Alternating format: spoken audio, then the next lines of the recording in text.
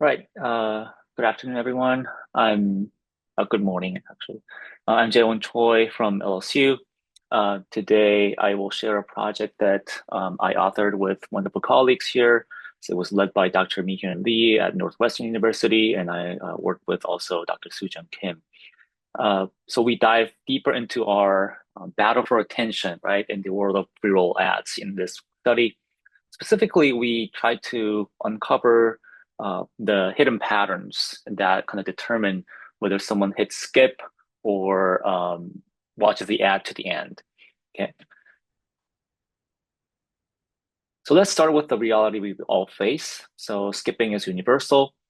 Skippable ads are one of the YouTube's most effective ad formats. Yet their power is kind of diluted by ad avoidance, kind of represented in our skipping behaviors. So according to this data from Magna across PC and mobile, the skip rate sits at roughly 52%, and this was back in 2018. And that means more than half the time, users are actively choosing to disengage and avoid ad and skip. And this trend, as you would imagine, still persists. And if you look up some more recent numbers, they vary kind of a lot, but it sits around 50 to even more severe percentages. So the consequences of these ad skipping is ends up in lower ad recall as continuous skipping becomes more of a habit. And we all advertising and marketing scholars have studied ad skipping behaviors previously. Previous studies try to uncover what factors are related to ad skipping. And most studies have focused on advertising characteristics. So, for instance, ads generating more emotional arousal, ads with more humor in it, more informativeness, and entertainment value tend to result in lower skipping intention. We also know that length matters, so shorter ads obviously have less skipping intention. But here's the catch. You can have the perfect creative and the user might still skip. So why is that? Because we've been looking at the ad in isolation. So the, one of the major gap that we saw in the research was the first of all, most research relies on self-reported information, asking people their intention to skip advertisements. And also, we in the ad skipping literature rarely look beyond the ad creative itself. So we are looking at some of the things like message, the content elements, and even the length of advertisements. But what we found is we haven't, pushed our envelope beyond that. So our study pivots to fill that gap. We go beyond self-reported intentions and focus on behavioral ad acceptance. So we're asking, does the timing and spacing of advertisement impact skipping behavior? And how does users' cumulative ad viewing experience over time shape their likelihood of accepting the skippable ad? To answer that question, we have to look at the whole iceberg. So tip of the iceberg is what we usually track. Those are observed behaviors like did they complete the ad, did they skip or not, how many seconds did they watch, and so on. But the real driving factor of that behavior is something larger underneath that we usually don't measure or think about. That is the unobserved propensity to skippable, to accept skippable advertisements.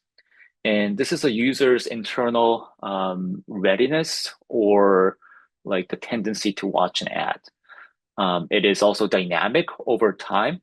The users, it depends on the user's ad viewing experience. So the challenge for us was how do we measure a viewer's propensity to watch an ad when it's unobservable and changes with every single exposure. And we believe the two-factor theory of ad repetition offers some clues. We theorize that there are two main factors that shape this hidden ad acceptance propensity, in addition to outside of advertising characteristics. So first is frequency, so which is the fatigue factor. We are quite familiar with this, I believe. If the frequency of exposure is too much, the propensity to accept that advertisement would decrease.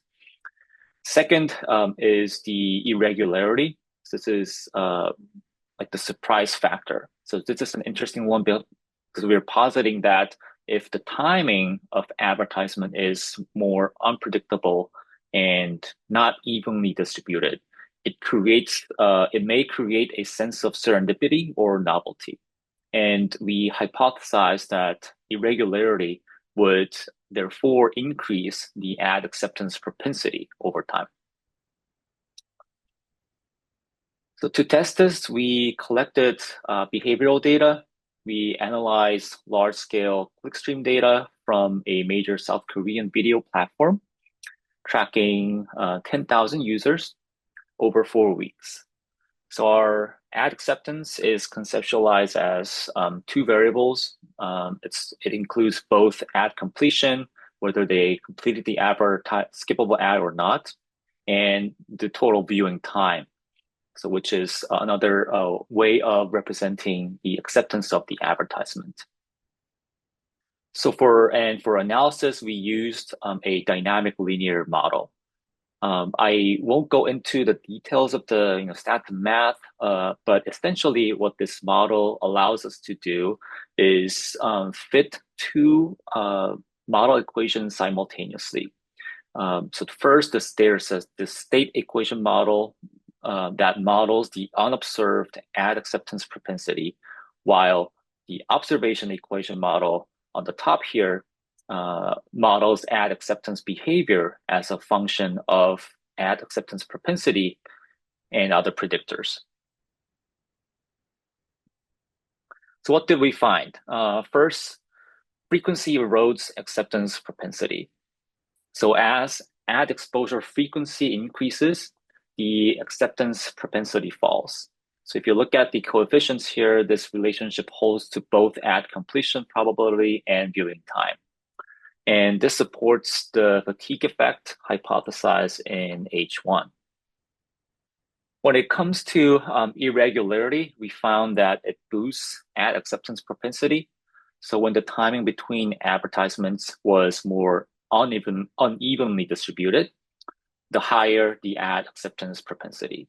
So the coefficients for both ad completion and viewing time were significant and positive. So this suggests that when ads appear in a less evenly distributed rhythm, it kind of mitigates that fatigue and makes the user kind of more likely to engage with that ad by not skipping the advertisement.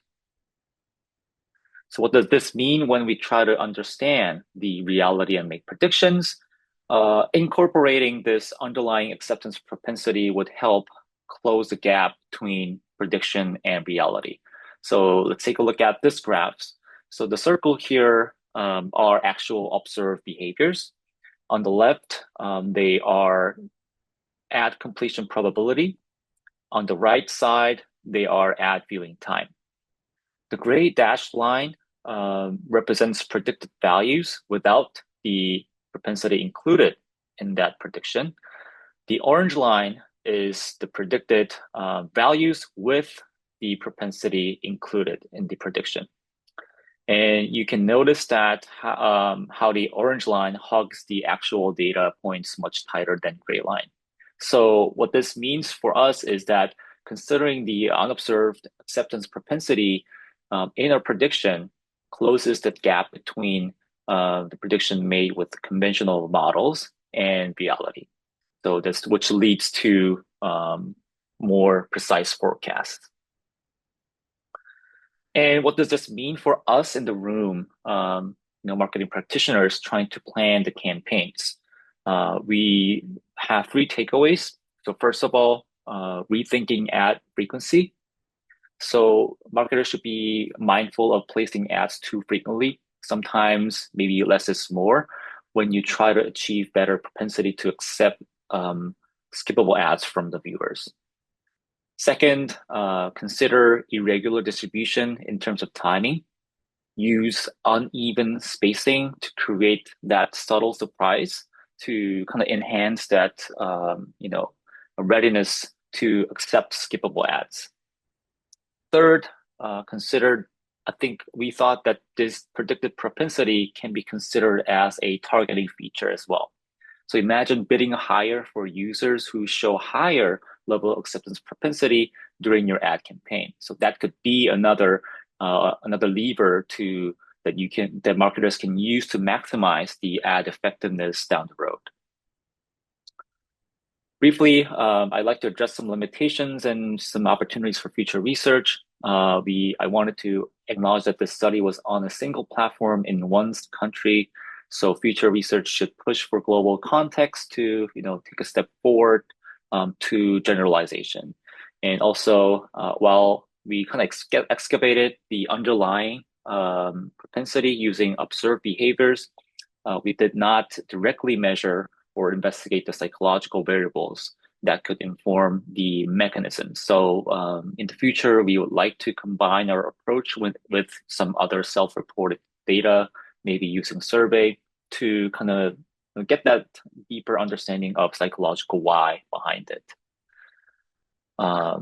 Thank you for your time today. I'd love to take any questions later on, or feel free to connect with me via LinkedIn or email.